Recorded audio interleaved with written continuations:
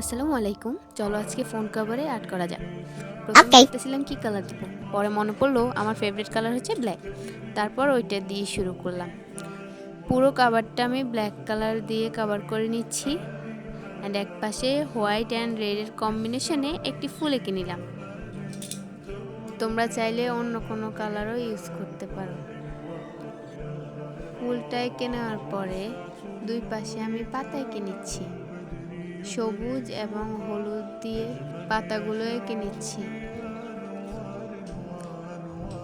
তারপর অপর পাশে আমি হলুদ কালার দিয়ে নাম লিখে দিচ্ছি।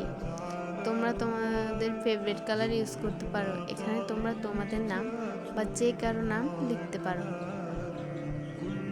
শেষে আমি কয়েকটা ডট দিয়ে দিলাম। তোমাদের কাছে কেমন লাগলো কাজটা অবশ্যই কমেন্ট করে জানাবে। আল্লাহ হাফেজ।